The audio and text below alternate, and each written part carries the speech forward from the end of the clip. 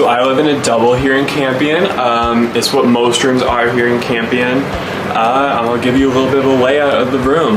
My roommate and I, we each have our own built-in closet, which is nice because some other residence halls just have a normal, like, external wardrobe because they don't have the room for an actual closet.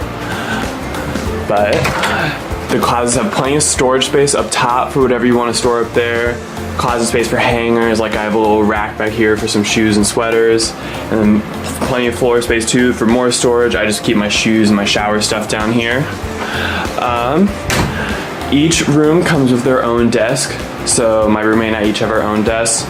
We occasionally study in here. Most of the time we're kind of like in the IC, in the library, other places like that to study, but it's always nice to have the option here. You can also use it for decorating, like I just have like my books for some of my classes, just plates, Tupperwares, and then other decorations, like I've got my artwork kind of hanging around too. I've also got a calendar that I've made.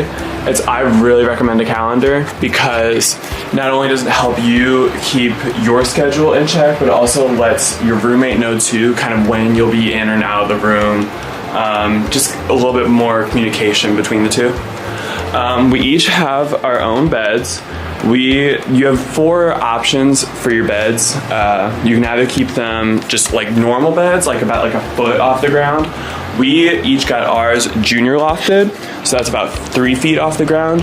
And we also got ourselves some bed risers. The bed risers are very helpful because when you get about 7 to 8 inches extra, then you can put the dresser that comes with your room under your bed.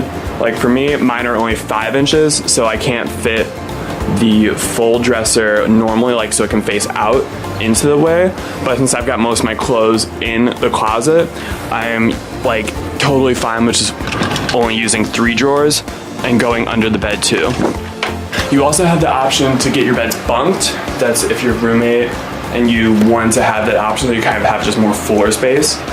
And there's also a high loft. High loft raises your bed about 6 feet, so you're closer towards the ceiling, and it's enough room to fit your desk entirely under your bed.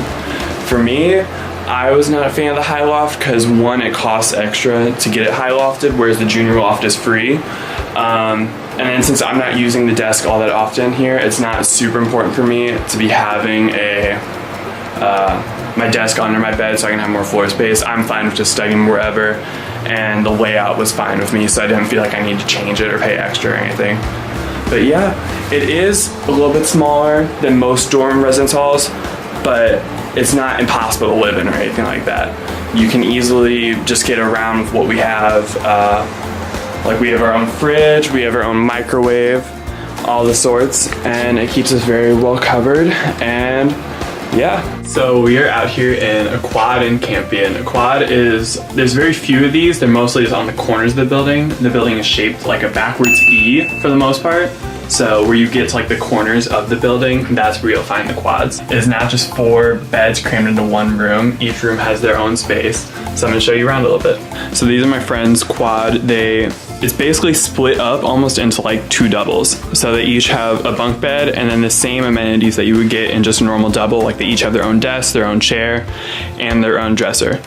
They also have their own closet. While it is just one closet, it is structured into 2 different layers. So one person can have one, like the front row, and then the second person can have the back row. It's basically set up like a double, but you have a door that separates the other section of the quad. So you can come through, and then here's the next section. Next section structured more or less the same way. Like you can have a bunk bed, desks, and then your own dressers and the closet. To get to the second section of the quad, you do have to walk through the other door. So if you are living in the second part of the quad, you will go through the original first part of the quad. But when you are living in a space together like this, you get along real well with your roommates, so it doesn't affect you that much to be walking through somebody else's room, but it does build a little bit more community. The quad comes with its own bathroom, so you have your own toilet, shower, sink in there that you can use without having to use the community bathroom if you wanted that layout for yourself. Since I am in a double, I just use the community bathroom, so as most people, but when you live in a quad, you have that option of using your own bathroom as well. Here's a basic layout of a bathroom quad. So you have your own toilet, your own sink. We also have your own shower too. Each quad comes with their own bathroom. Like bathroom in this quad is different than the bathroom that's in the 3 North quad, because this is the 3 South quad. But yeah, each room's kind of layered a little bit differently. Like this quad, they had their beds bunked, whereas the quad up in 3 North, they had their beds separated. But yeah, you have options like that when you live in a quad that you can do with your room. So I forgot to mention at the beginning of the video that all 4 of my friends let me use their quad for that video. They were super nice about it. I'm super thankful. But the one friend who let me in, she had to go take a phone call real quick, so she was outside. That's why I was by myself in the room for most of the video. But yeah, I'm super thankful for them for letting me use the room.